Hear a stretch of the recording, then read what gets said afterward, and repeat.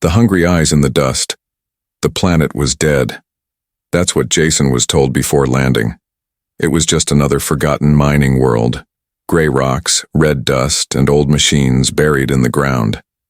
His small cargo ship wasn't meant to land here, but his engine had failed mid-flight. He had no choice. As the ship touched down, the dust storm rose like a ghost, wrapping around the hull and shaking the windows.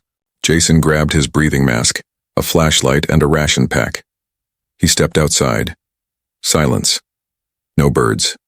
No wind. Only the soft crunch of his boots on dry ground. He walked toward the old mining outpost nearby. Just a few collapsed buildings and rusted metal towers. Maybe he could find something useful. A wire, a power cell, anything. Then he heard it.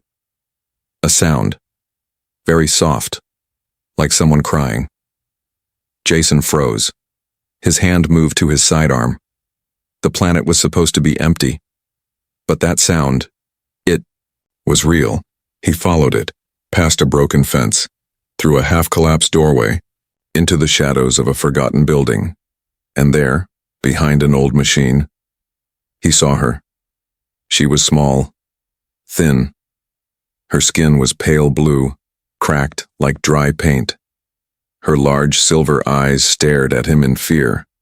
She looked about 10 years old. Her ribs showed through her skin, and her arms clutched a small sharp rock ready to defend herself. Jason held up his hands. "Hey, it's okay. I'm not here to hurt you." The girl didn't move. Behind her, Jason saw shapes. More figures. 3 others, an old male, a female with torn clothes, and a younger boy curled in the corner. They were Tirasi, a peaceful alien species known for farming and language, not war. Jason slowly reached into his pocket and pulled out a food bar. "Here," he said softly. "You're hungry, aren't you?" The girl blinked. He placed the food bar on the ground and stepped back. She didn't trust him. But hunger was stronger than fear. She crawled forward, picked up the food with shaking hands, and bit it gently, like it might disappear. Then suddenly, her shoulders began to shake. She was crying. Tears rolled down her cheeks. Not because she was scared, but because no one had helped them for so long. Jason's heart twisted. He knelt beside her. "It's okay now. You're not alone." The older Tirasi male, probably her father, slowly stood up. His legs were weak. He nodded in thanks but could not speak. Jason looked around the room.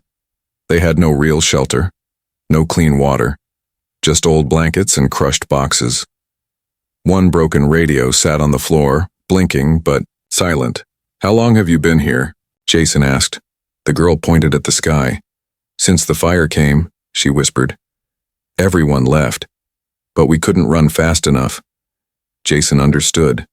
A war must have passed through this area. Soldiers, bombs, fear, and this family was left behind. Back at his ship, Jason opened every storage box. He took out his rations, water packs, med kits.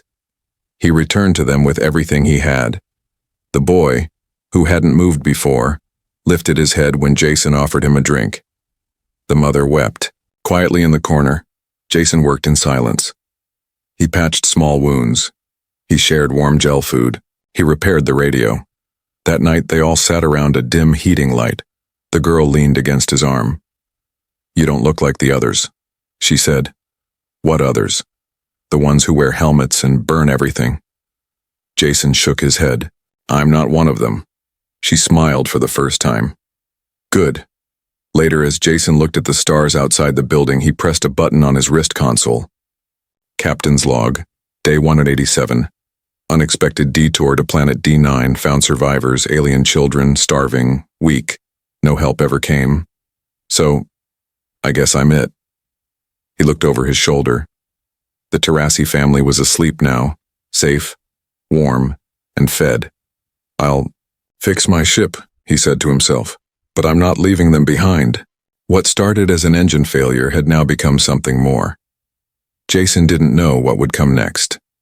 But deep inside, he already knew. This was no longer just about survival. It was about doing what was right. Their story was never meant to be heard. Morning on planet D9 was always dull. No sunrise, no birds, no warmth. Just gray clouds and the low rumble of wind. Jason stood outside the ruined building, checking his ship's systems from his wrist pad. Power was still low. The ship couldn't leave just yet. Maybe another full day of charging from solar panels. He sighed. Inside, the Terrassi family was still asleep, huddled under old blankets. Only the young girl, Lena, was awake. She sat near the heater, holding the food bar wrapper like it was treasure. Jason walked back inside and offered her a clean blanket. Sleep okay? She nodded. Thank you for not being like the others. He sat beside her. Lena, can you tell me what happened here? She looked down. Her fingers curled around the wrapper. They said they were coming to protect us, she whispered. But then, the sky broke. Jason frowned. Soldiers? Lena nodded. They landed fast. Loud ships. They told us to leave, but my brother was sick. Mama stayed with him. I stayed too. And your people? Gone. Everyone ran. Or died. Jason clenched his jaw. Did you ever send a signal? The old one. She pointed at the broken radio. But it stopped blinking a long time ago. Jason rose and looked at the radio. It was an old emergency transmitter, short range only. That's when it hit him. No one ever came because no one ever heard them. Later that afternoon, Jason climbed to the top of a metal tower. He adjusted a dish and set up his emergency beacon. He typed a message. To any human relief ship, survivors found on D9, Terrassi. Civilians need extraction, immediate assistance required. He hit send. The signal would bounce, slow but steady. He hoped someone would answer. But someone else heard it too. That night, as the family slept, Jason heard a soft humming from the sky. He stepped outside. A drone hovered far above, almost invisible, in the dark. It blinked once, then flew away.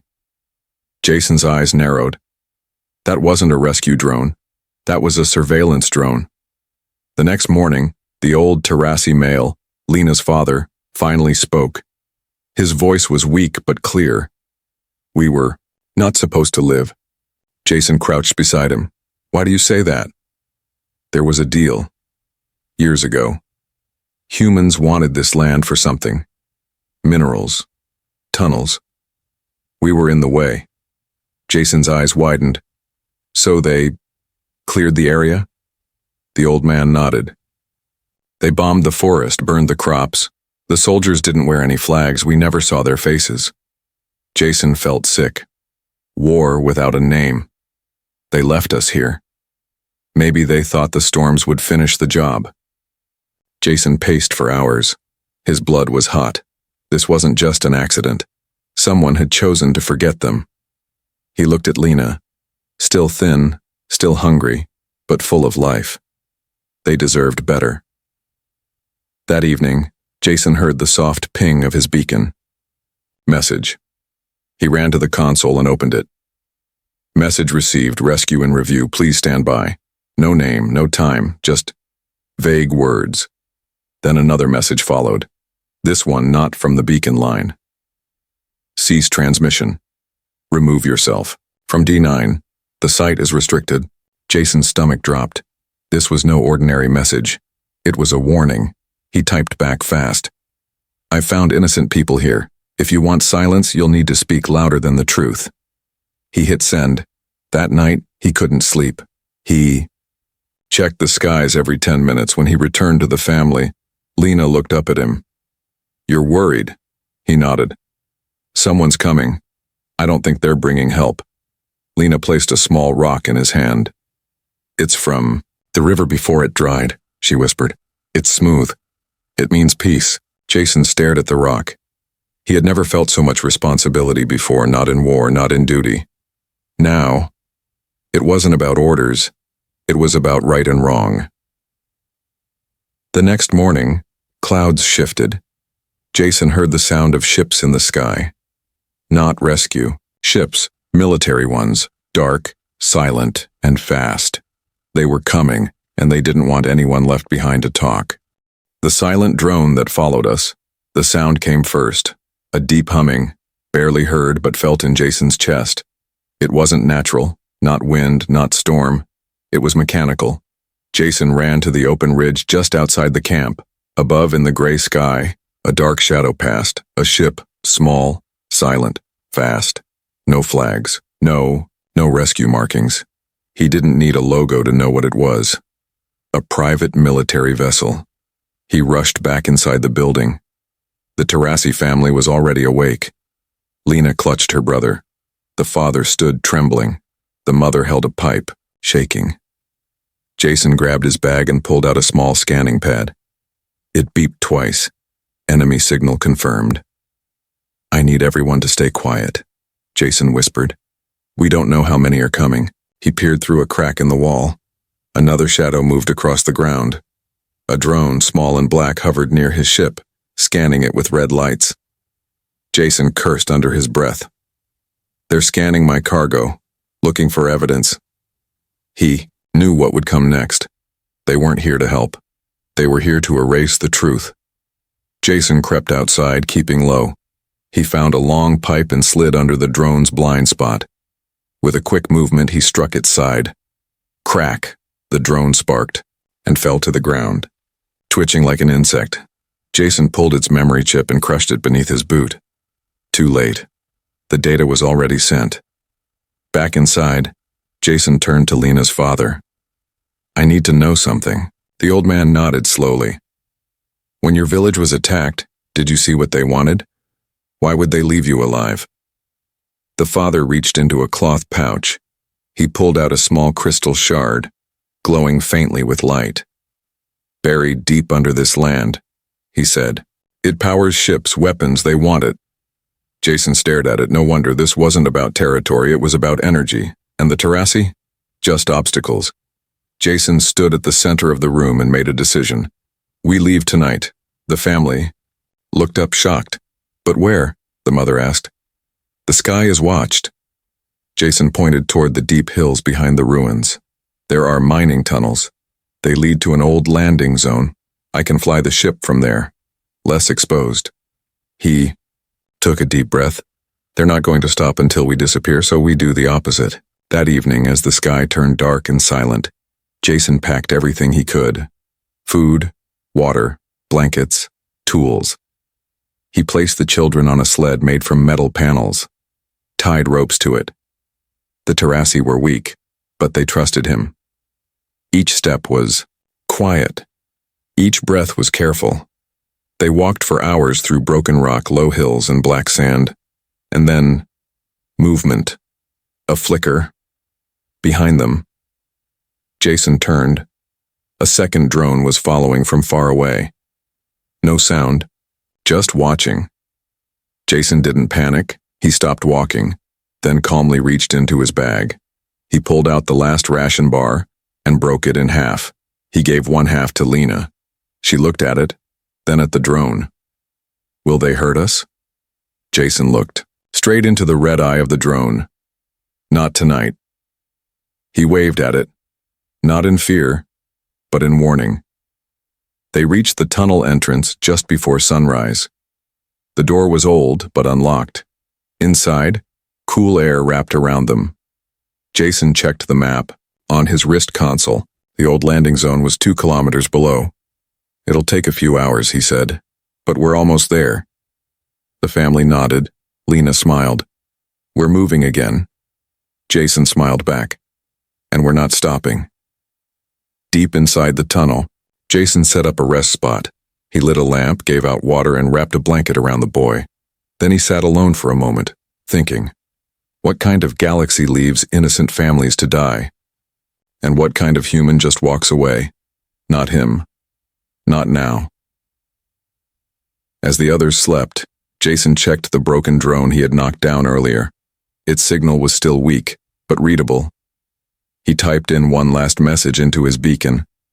"If anyone out there hears this, know this place holds truth." They left children to starve. They wanted silence. I won't let them have it. He pressed send. The signal vanished into space. He turned off the light, rested his back against the wall, and looked at the sleeping family. They weren't just survivors anymore. They were witnesses, and he was now something more than a pilot. He was their shield. They sent soldiers to stop one man. The tunnel walls were damp and cold. Jason led the Terrassi family through the dark, narrow path, his lamp flickering as they moved. The map on his wrist showed they were getting close, just one more level down. Behind him, Lena held her younger brother's hand. The father walked slower now, and the mother leaned on the wall for support. But no one complained. They had hope. Again. Jason reached the final corner of the tunnel and peered out. Beyond the last steel gate was the hidden landing zone. His ship sat there waiting, powered and ready. He smiled. But then, a voice echoed from the shadows. Don't move. Jason froze. He turned slowly. From behind 2 cargo containers, 3 armored soldiers stepped forward. Their black suits shimmered with tech. No names, no flags. Private security. Jason's heart sank. The leader pointed his weapon. You've interfered with a restricted zone. Hand over the non-human occupants, now. Jason raised his hands. They're civilians, children, they haven't done anything. They weren't supposed to be found, the soldier replied coldly. You're risking more than you understand. Jason glanced back at the family. Lena's eyes were wide with fear. He stepped in front of them. You'll have to go through me. A tense silence filled the tunnel. Then one soldier stepped forward. Jason moved fast. He pulled a flash grenade from his belt and tossed it at the floor. Boom! The light burst blinded the soldiers. Jason grabbed a steel bar and swung hard, knocking. One to the ground, run! He yelled. The Terrassi dashed toward the ship. Jason fought the second soldier, blocking a punch and kicking him back into a wall. But the third soldier raised his blaster. Enough! Lena stood between the soldier and Jason. Her small body trembled, her voice was loud.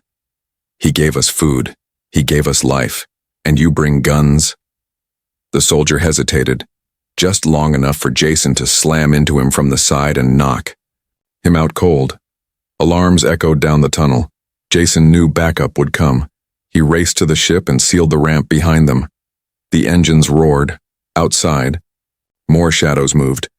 More soldiers arriving. Jason gripped the controls and launched the ship straight up through the hidden vent in the ceiling. The ship broke through the surface like a rocket, dust flying in all directions. They were airborne, but far from safe. On the radar, 2 ships locked onto them. Missiles incoming, the ship's AI warned. Jason activated the countermeasures. Flares shot out from both sides. The missiles exploded in the air, but the second wave was coming. He turned to Lena.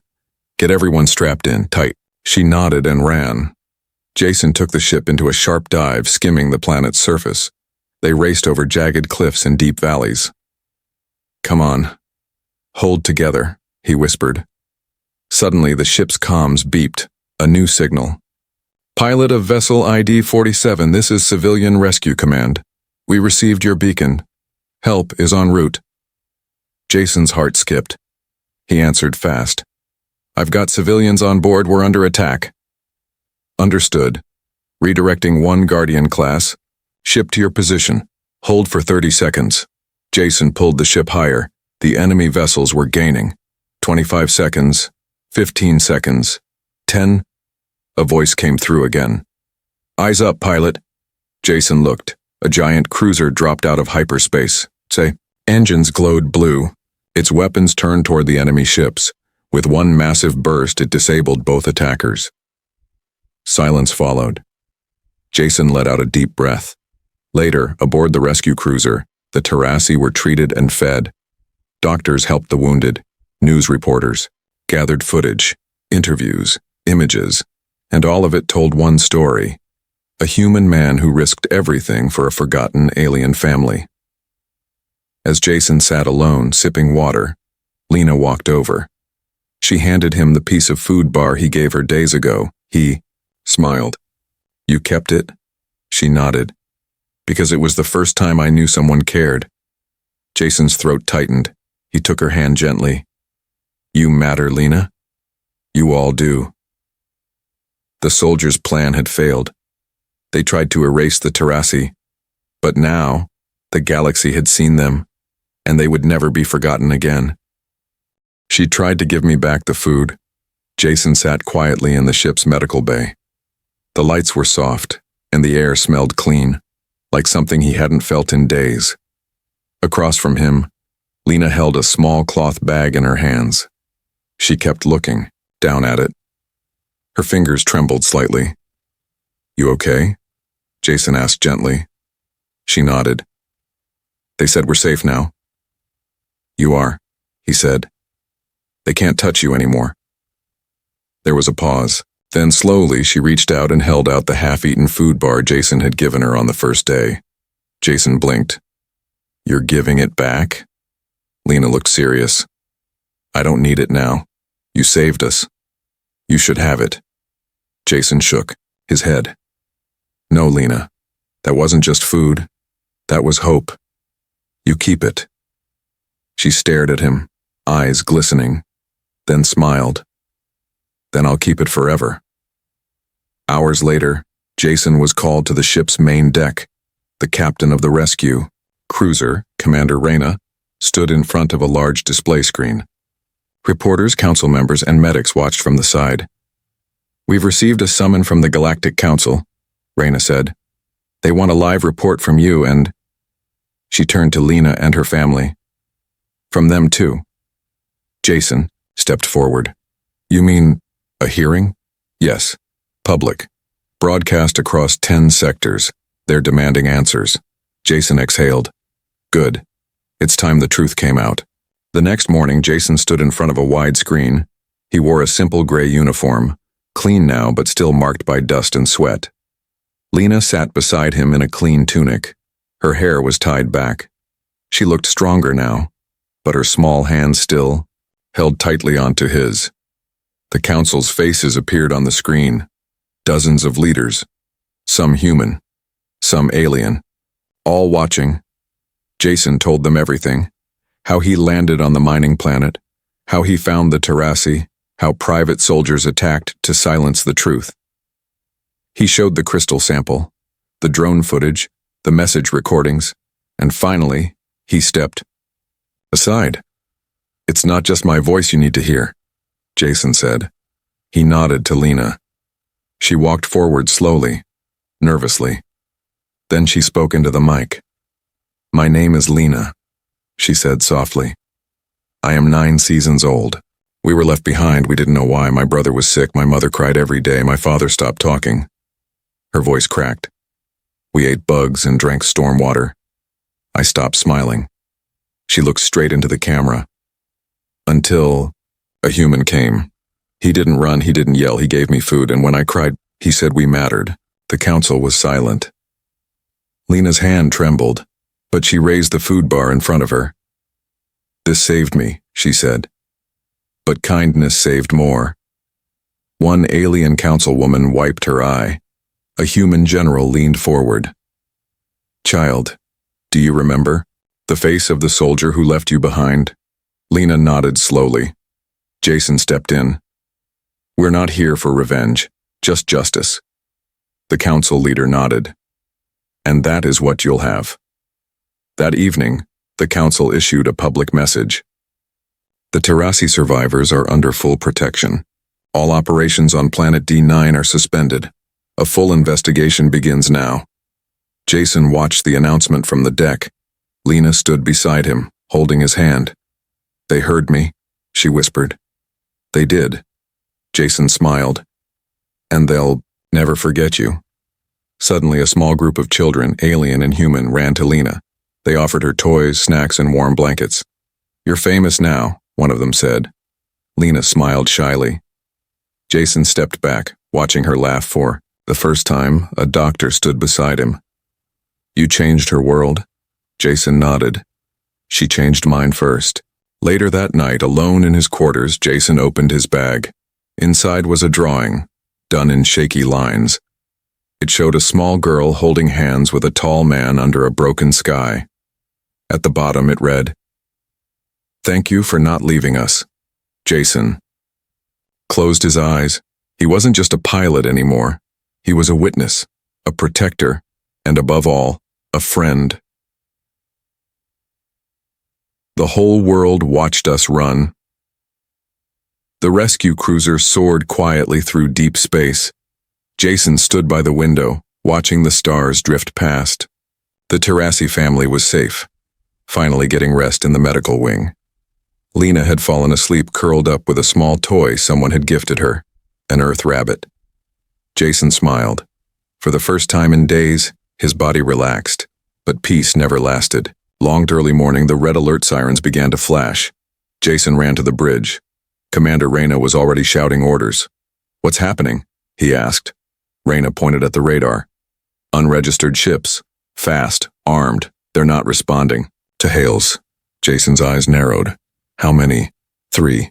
Jason clenched his fists. They were being hunted again. The private military team hadn't given up. They were risking open attack, just to silence a group of peaceful aliens and the one human who had helped them. "They're not here for a fight," Jason said. "They're here for a message. They want the galaxy to believe it's still okay to erase the weak." Commander Reyna nodded. "Then we make sure they fail." The enemy ships closed in fast. Jason ran to the lower level where the Terrassi were now awake and scared again. "We need to move," he told them. "I'm not letting anyone take you." Lena grabbed his hand. "I'm not scared if you're here." Jason smiled. "Good. Then hold tight." Reyna had a plan. They'd split into 2 ships. Jason would take one escape shuttle loaded with the Terrassi and lead the enemy away. "We'll beam your location to all media channels," Reyna said. "Let the whole galaxy see what happens." Jason agreed. "Let them watch," he said. "Let them all see who the real monsters are." The shuttle launched from the cruiser like a bullet. Jason sat at the controls, Terrassi secured behind him. Within seconds, the enemy ships followed. He dove into an asteroid field, pushing the shuttle to its limits. "Brace yourselves," he shouted as rocks scraped the hull. One enemy ship got too close. Boom! It smashed into an asteroid and exploded. Lena clapped. "You're better than them." Jason chuckled. "Let's hope that's enough." But the other 2 ships weren't giving up. Jason knew the shuttle wouldn't last long. Then the message light blinked. Live stream started. 3.2 billion viewers. His breath caught. People were watching, all of them. Children, elders, council members, war veterans, peacekeepers. The whole galaxy now saw a single human pilot running with a family of starving aliens, dodging death for truth. The enemy ships opened fire. Jason jerked the controls. Lasers missed them by inches. A voice crackled on the speaker. It was one of the enemy captains. "You're finished, pilot. No one cares about these bugs, Jason." Slammed the button to reply. "Say that again." "The galaxy's listening." The captain froze. Jason switched the screen, showing the live viewer count. "They're not bugs, they're people, and I'm not alone anymore." Suddenly, dozens of pings hit the radar. Ships were arriving. Rescue ships, civilian crafts, military, vessels from neutral planets. The enemy saw them too. Jason opened the comm again. "You have 10 seconds to leave. After that, it's not just me you're fighting." The enemy ships turned fast and disappeared into hyperspace. Jason slumped back in the seat, exhausted. Lena peeked over his shoulder. "We're safe again?" Jason smiled. "Yeah, we are." She hugged him from behind. "You didn't run away." Turned and hugged her back. "I never will." Back on the cruiser, the crowd was waiting. As Jason landed the shuttle, the ramp opened, and Lena stepped out first. Cheers erupted. Media drones floated in the air. A council speaker walked up with a medal for courage, for truth, for standing alone until the whole galaxy stood with you. Jason took it, but he didn't wear it. Instead, he placed it gently around Lena's neck. She carried the truth, he said. I just followed her voice. That night, Jason sat by the window again. He held the small rock Lena had given him earlier. The one she said meant peace. Now it felt warm in his hand. He knew the fight wasn't over. There were more forgotten people, more lies to expose, but now he had hope, and millions of others had it too. We didn't know he'd already made a home for us. The ship landed softly on the green plains of Theron's Hope, a peaceful Earth-allied colony known for taking in survivors from all over the galaxy. Jason stepped out first. The wind was fresh. Trees swayed slowly. Birds, not mechanical but real ones, flew overhead. Children played in the distance. Behind him, Lena stepped off the ramp. Her eyes widened. Her feet touched soft grass for the first time. She looked up at Jason. This place, it's real? Jason smiled. Very real. And it's yours. The Terrassi family walked behind her. Doctors greeted them. A translator helped with forms. People brought food, toys, clean clothes. Everywhere they turned, kindness waited for them. Jason had already arranged it all. Weeks ago, even before the rescue mission began, he sent a request to build safe housing for forgotten species. Just in case he found someone worth saving. Now that home had a name on it. Terrassi Refuge, welcome home. Inside the small house there was a warm kitchen, soft beds, books written in both human and Terrassi language, and a small wall garden. The father stood silently at the doorway. He dropped to his knees and cried. Not from sadness, but from relief. Lena ran through the rooms, laughing. Then she saw it. A small bedroom with glowing lights, stars painted on the ceiling, and a soft pillow, shaped like a moon. There was a note on the wall. To Lena, for all the nights you had to be strong, now you can dream. Jason. She turned and ran outside. Jason was sitting under a tree. She hugged him tightly. I didn't know you did this, he smiled. I didn't want to tell you until I was sure you were safe. But how did you know I like stars? Jason looked up. Because you never stopped looking at the sky even when everything else was broken. A week passed. Peace returned. But something new grew in the world. Attention. People across galaxies shared Lena's speech. A movement started called One Meal Can Matter. Schools used it to teach kindness. Leaders quoted Jason's words in council halls, and small acts of compassion began to rise, all because of a moment between a tired human and a hungry alien girl. One morning, Jason got a message. It was an invitation to speak at a new council, one focused on human-alien unity. He wasn't sure if he wanted to go. He looked out at the garden where Lena was teaching her brother to plant earth seeds. She waved. He waved back, then turned to the camera and recorded a message. You don't need a big ship or a big name to change a life. Sometimes all it takes is handing someone a little food and staying when no one else does. Later that day, Lena gave Jason a gift. It was a drawing. This one was bigger, colorful, and full of stars. It showed Jason holding a tray of food. Next to him was Lena, smiling under a glowing moon. Above them were the words, "The day kindness won." Jason hung it in his new room. He didn't need medals. He didn't need titles. He had that picture, and it meant more than the whole galaxy ever could. As the twin suns set on Theron's Hope, Jason sat with the Terrassi family on the porch. Lena leaned on his arm. The boy was asleep in his lap. The mother smiled. The father watched the stars.